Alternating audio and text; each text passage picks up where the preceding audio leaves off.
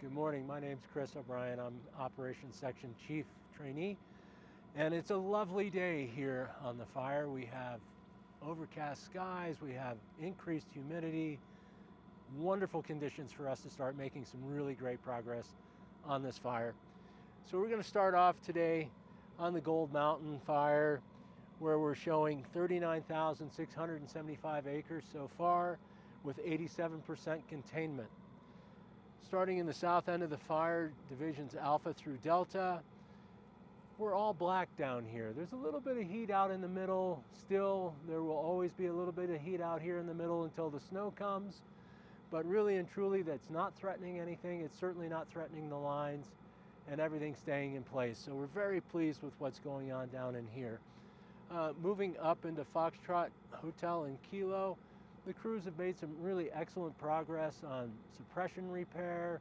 They're working on road repair and just tying up the loose ends that are out here. There's an area up in Foxtrot that we refer to as the Mohawk.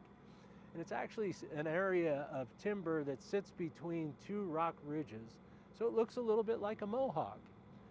And what we're really trying to do is to make sure that that does not sneak out between the two rock ridges. So the crews, unfortunately today, they can't get in there because of the weather. We have to be able to support them with aircraft.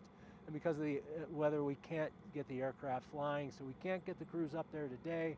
But they're ready to go tomorrow as soon as the weather breaks to get in there and put in some hand line to really kind of button that up. And once that happens, we're hoping to be able to turn that little bump there black on the map, which means that now it's contained and the fire should not progress any further from that point.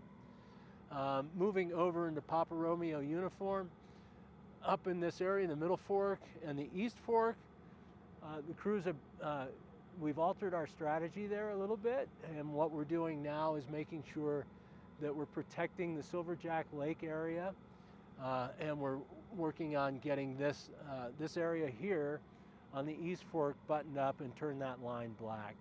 So those are our primary missions up in the uniform area of the Gold Fire for today. Division Zulu is unstaffed out in the wilderness here. But the fire is, as you can see, has not moved and is staying within our containment lines in that area.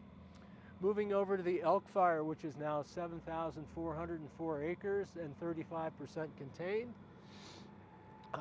Starting down here in Division Juliet and Division Mike, these divisions are not staffed right now because of the terrain. It's very hard for the firefighters to get into this area to be able to actively address the fire at the fire edge. So we're monitoring the fire out here, making sure that the fire stays in an area that's conducive to fire control. Moving up into Division Alpha and X-Ray, yesterday we did have a fire between our forward operating base up here at the drop point up here and drop point 28. Actually, in this area here, we referred to it as the steep fire. The steep fire was 2 acres in total. We put 14,000 gallons of water on that by air, and the crews on the ground were able to get around that fire within about an hour and a half, and they've contained and controlled that fire. They'll be monitoring it for the next few days to make sure that it stays within those containment lines that we've produced, but they had an excellent stop, and they're very encouraged that we will continue to have success on that fire. Beyond that, we've done some really great work down here in the Hobo Creek area. The 3 structures that are in that area we feel are secure now, and we're going to continue to monitor that and hopefully be able to start turning some of this area black as we're able to address the fire directly on the fire's edge. Moving down into Lake City, our structure protection crew is doing a terrific job of identifying areas and maintaining their situational awareness. They have an excellent plan in place to be able to protect the city, and also the Elk and San Juan neighborhoods as well.